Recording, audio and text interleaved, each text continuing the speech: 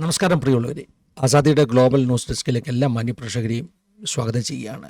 Maria Corina Machado പുതിയ novel സമ്മാന winner. എന്താണ് ഡൊണാൾഡ് ട്രംപിനേക്കാൾ മരിയയ്ക്ക് പ്രത്യേകതയുള്ളത്?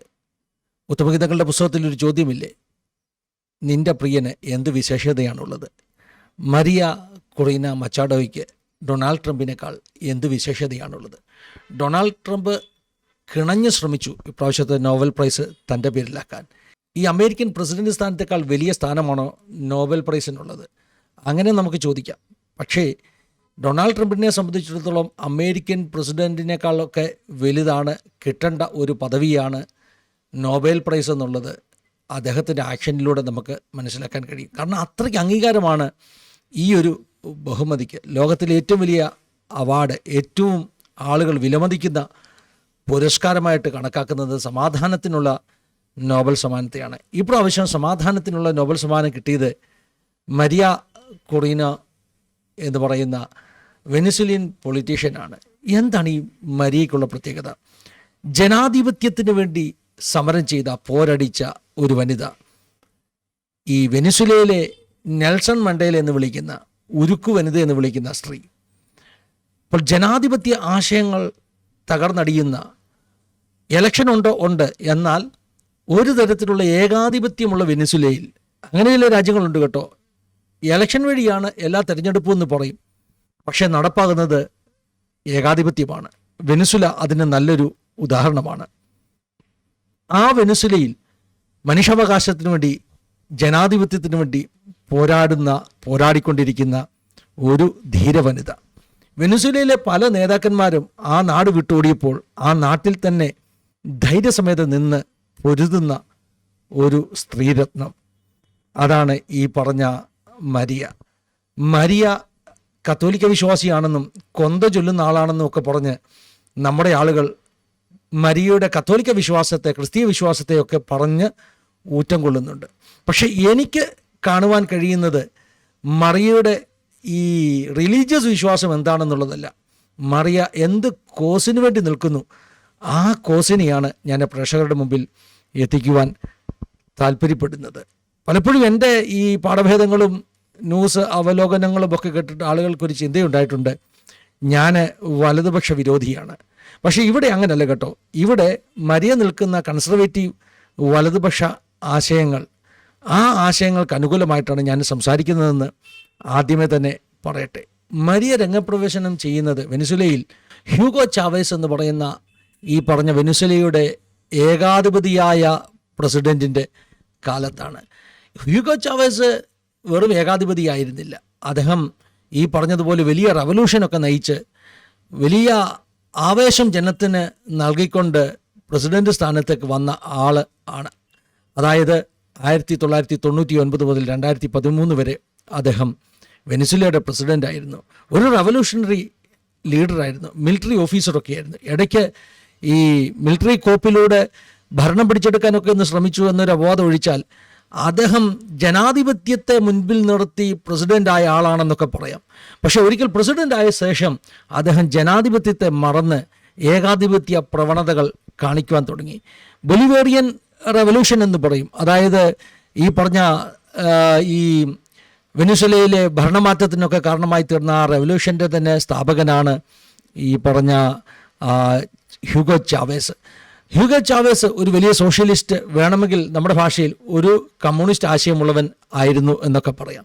പക്ഷേ ഈ റെവല്യൂഷനൊക്കെ കേൾക്കാൻ നല്ല സുഖമാണെങ്കിലും റെവല്യൂഷൻ വന്ന രാജ്യങ്ങളിലൊക്കെ വന്ന അരാജകത്വത്തിന് ഒരു വലിയ ഉദാഹരണമായിരുന്നു വെനിസുല.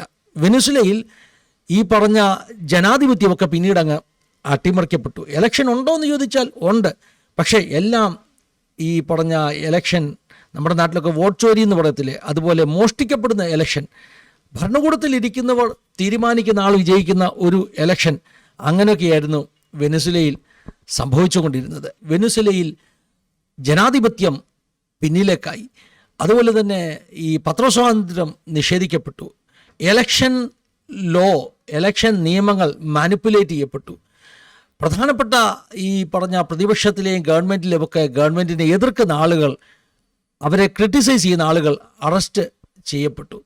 അങ്ങനെ പലതരത്തിൽ ഒരുതരം പ്രൊപ്പഗണ്ട മിഷനറി ഉപയോഗിച്ച് വെനിസ്വേല ഏതാണ്ട് വലിയ സംഭവമാണെന്ന് ലോകം മുഴുവൻ പ്രചരിപ്പിക്കുന്നതല്ലാതെ വെനിസ്വേലയുടെ അകത്ത് കറപ്ഷനും പ്രശ്നങ്ങളും ഒക്കെ കൂടുകയാണ് ഈ പറഞ്ഞ റവല്യൂഷൻ കൊണ്ടുവന്ന ഈ ഹ്യൂഗോയുടെ നേതൃത്വത്തിൽ വെനിസ്വേലയിൽ ഉണ്ടായത്.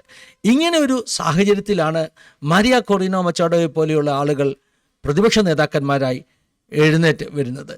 ഈ മരിയ ആൻറ്റി ചാവിസ്മോ എന്ന് പറയും, അതായത് ഈ പിന്നെ ഹ്യൂഗോ ചാവേസിൻ്റെ ആ ഒരു ആശയങ്ങളെ എതിർക്കുന്ന പ്രതിപക്ഷത്തിൻ്റെ ഭാഗമായിരുന്ന മരിയ ആദ്യമായിട്ട് ഇലക്ഷന് നിന്നു. 2010 സെപ്റ്റംബർ മാസത്തിൽ നാഷണൽ അസംബ്ലിയിലേക്ക് ഇലക്ഷന് നിന്നു. റെക്കോർഡ് ഭൂരിപക്ഷത്തോടുകൂടെ, അതായത് ആ കാലഘട്ടത്തിൽ വെനിസ്വേലയിൽ ആർക്കെങ്കിലും കിട്ടിയിട്ടുള്ളതിൽ ഏറ്റവും കൂടുതൽ വോട്ട് കിട്ടിയാണ് മരിയ ജയിച്ചത്. ഈ ജയം കഴിഞ്ഞപ്പോൾ മരിയ വ്യക്തമായിട്ട് ഒരു സന്ദേശം പറഞ്ഞു. വെനിസ്വേലയിലെ ജനങ്ങൾ എന്ത് ആഗ്രഹിക്കുന്നു, ഈ ഗവൺമെൻറ്റിനെതിരെയുള്ള വോട്ടാണിത്. വെനിസ്വേലയെ മറ്റൊരു ക്യൂബയാക്കുവാൻ ഈ വെനിസ്വേലയിലെ ജനങ്ങൾ ആഗ്രഹിക്കുന്നില്ല എന്നൊരു സന്ദേശം മരിയ വിളിച്ചു പറഞ്ഞു. ഇത് ഞങ്ങൾ തിരഞ്ഞെടുക്കപ്പെട്ടത് ജനത്തിൻ്റെ വോട്ട് കൊണ്ടാണ്, അതുകൊണ്ട് ഞങ്ങൾ ജനത്തിൻ്റെ പ്രതിനിധികളാണ്. ഇത് വളരെ വ്യക്തമാണ്, ക്ലിയറാണ്. വെനിസ്വേലയ്ക്ക് മറ്റൊരു ക്യൂബയാകുവാൻ, ഒരു കമ്മ്യൂണിസ്റ്റ് രാഷ്ട്രമാകുവാൻ ആഗ്രഹമില്ലെന്നുള്ളതിൻ്റെ തെളിവാണിത് എന്ന് മരിയ ഇലക്ഷൻ ജയിച്ച ശേഷം മരിയ പ്രഖ്യാപിച്ചു. എന്നാൽ എന്ത് സംഭവിച്ചതെന്നറിയാമോ?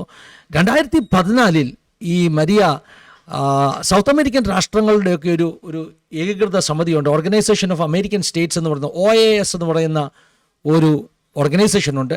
അതിൻ്റെ ഒരു സമ്മേളനത്തിന് പനാമയിൽ വെച്ച് നടന്ന സമ്മേളനത്തിന് അറ്റൻഡ് ചെയ്തു.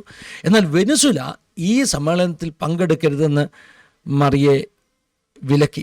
മറിയ വെനിസ്വേലയുടെ യഥാർത്ഥ സിറ്റുവേഷനെക്കുറിച്ച്, രാഷ്ട്രം എന്താണെന്ന് ശരിക്കും നേരിടുന്നെന്നുള്ളതിനെക്കുറിച്ച് ഈ പറഞ്ഞ അമേരിക്കൻ സ്റ്റേറ്റ്സിൻ്റെ ഓർഗനൈസേഷനിൽ പോയി പ്രസംഗിച്ചു.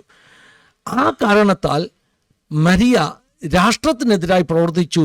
ആൻറ്റി നാഷണൽ ആണെന്നുള്ള പേരിൽ മരിയയെ നാഷണൽ അസംബ്ലി അംഗത്വത്തിൽ നിന്ന് പുറത്താക്കി. ഇതുപോലുള്ള ചരിത്രം നിങ്ങൾ വേറെ എവിടെയെങ്കിലും കേട്ടിട്ടുണ്ടോ? ഇലക്ഷൻ വഴി തിരഞ്ഞെടുക്കപ്പെട്ട ഏറ്റവും കൂടുതൽ വോട്ട് കിട്ടിയ നേതാവിനെ എന്തോ കാരണം പറഞ്ഞിട്ട് ആ അംഗത്വത്തിൽ നിന്നൊക്കെ പിരിച്ചുവിടുന്ന സംഭവം ഇത് വെനിസ്വേലയിൽ നടന്നതാണ്. പക്ഷേ ലോകത്തിൽ ഇങ്ങനെ ഏകാധിപത്യ പ്രവണതയുള്ള എല്ലാ സ്ഥലങ്ങളിലും ഈ ചരിത്രം ആവർത്തിക്കപ്പെടുവാൻ സാധ്യതയുണ്ട്. ഏതെങ്കിലും പേര് നിങ്ങളുടെ മനസ്സിൽ വരുന്നുണ്ടെങ്കിൽ അത് സാഹചര്യവശാലാണ്. ഞാൻ പറഞ്ഞത് വെനിസ്വേലയിലെ മറിയെക്കുറിച്ചാണ്. മരിയെ പുറത്താക്കി കഴിഞ്ഞപ്പോൾ മരിയ ആരോപിച്ചു, ഈ പറഞ്ഞ വെനിസ്വേലയുടെ നാഷണൽ അസംബ്ലി ഏകാധിപത്യ പ്രവണതയോടുകൂടിയാണ് പ്രവർത്തിക്കുന്നത്. എന്നാൽ മരിയ അതുകൊണ്ട് തോറ്റുകൊടുക്കുവാൻ തയ്യാറായിരുന്നില്ല. അടുത്ത പ്രസിഡന്റ് ഇലക്ഷന് മരിയ മത്സരിക്കുമെന്ന് ഉറപ്പിച്ചു. അതായത് 2022 മരിയ പ്രഖ്യാപിച്ചു 2023 പ്രസിഡന്റ് ഇലക്ഷന് അവർ മത്സരിക്കും. ഭരണകൂടം ഭയന്നുപോയി, ഏകാധിപത്യ പ്രവണതയുള്ള ഭരണകൂടം ഭയന്നുപോയി. ജനം മുഴുവൻ മരിയയ്ക്ക് അനുകൂലമാണ്. പക്ഷേ മരിയ ഒരു കാര്യം വളരെ വ്യക്തമായിട്ട് പ്രസംഗിക്കുവാൻ തുടങ്ങി. അതായത് ഈ വെനിസ്വേലയിലെ നാഷണൽ ഇലക്ട്രൽ കൗൺസിൽ CNE എന്ന് പറയും. എന്ന് പറഞ്ഞാൽ നമ്മുടെ ഇന്ത്യയിലൊക്കെ ഇലക്ഷൻ കമ്മീഷനില്ലേ, അതുപോലെ വെനിസ്വേലയിലെ നാഷണൽ ഇലക്ട്രൽ കൗൺസിൽ, ഈ കൗൺസിൽ ഒരു ക്രിമിനൽ സിസ്റ്റമാണെന്നും ഏകാധിപത്യ ഗവൺമെൻറ്റിനെ സപ്പോർട്ട് ചെയ്യുന്ന സിസ്റ്റമാണെന്നും മരിയ പ്രസംഗിക്കാൻ തുടങ്ങി. അങ്ങനെ മറ്റേതെങ്കിലും രാജ്യത്ത് സംഭവിച്ചിട്ടുണ്ടെങ്കിൽ അതും ഞാൻ പറഞ്ഞതല്ല കേട്ടോ, സാഹചര്യവശാൽ ഇവിടെ ഞാൻ പറയുന്നത് വെനിസ്വേലയിലെ മരിയയെക്കുറിച്ചാണ്. ചരിത്രം പലയിടത്തും ആവർത്തിക്കപ്പെടുന്നുവോ എന്ന് നമുക്ക് ഒന്ന് ചോദിച്ചു നോക്കാം. അങ്ങനെ മരിയ CNE അവിടുത്തെ ഇലക്ഷൻ കമ്മീഷനെതിരെ പ്രസംഗിക്കുവാൻ തുടങ്ങി. അതൊരു ക്രിമിനൽ സിസ്റ്റമാണ്, വോട്ട് ചോരി, വോട്ട് അട്ടിമറിക്കുന്ന ഒരു രാഷ്ട്രമാണ് വെനിസ്വേല എന്ന് ആ കമ്മീഷൻ എന്ന് മരിയ അവർക്കെതിരെ ഘോരഘോരം പ്രസംഗിച്ചു. എന്നിട്ട് എന്താ സംഭവിച്ചത്?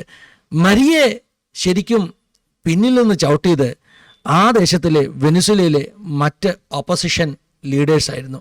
മറ്റ് ഓപ്പോസിഷൻ ലീഡേഴ്സൊന്നും മരിയയ്ക്ക് സപ്പോർട്ട് ചെയ്തില്ല. കാരണം അവർക്കൊക്കെ അവരുടേതാകുന്ന താല്പര്യങ്ങളുണ്ടായിരുന്നു, അവരുടേതാകുന്ന നാഷണൽ ഇൻട്രസ്റ്റ് ഉണ്ടായിരുന്നു. അങ്ങനെ 2023 ഇലക്ഷൻ നടക്കുന്നതിൻ്റെ തൊട്ട് മുമ്പേ മരിയയ്ക്കെതിരെ ഒരു കോടതി കേസ്. എന്താ കോടതി കേസ് എന്നറിയാമോ? വെനിസ്വേലയിലെ മറ്റൊരു ഗവൺമെൻറ് അനുകൂല പൊളിറ്റീഷ്യൻ ജോസ് ബ്രിട്ടോ എന്നാണ് അദ്ദേഹത്തിൻ്റെ പേര്. ഈ ജോസ് ബ്രിട്ടോ കൊടുത്ത കേസ് മരിയ അഴിമതിക്കാരിയാണ്. കേസിന് പെട്ടെന്ന് തന്നെ വിധി വന്നു കേട്ടോ. എന്താ വിധി എന്നറിയാമോ? അടുത്ത 15 വർഷത്തേക്ക് മരിയെ ഇനിയും ഇലക്ഷന് നിൽക്കുവാൻ അനുവദിക്കത്തില്ല, ഇലക്ഷനിൽ നിന്ന് വിലക്കിയിരിക്കുന്നു. 2023 ജൂൺ മാസം 30 15 വർഷത്തേക്ക് മരിയയ്ക്ക് മേൽ ഒരു വിലക്ക് വന്നിരിക്കുന്നു. എന്ന് പറഞ്ഞാൽ ആയുസിൽ നീ പ്രസിഡന്റ് ആകത്തില്ല, ഇലക്ഷന് നിൽക്കുകയില്ല.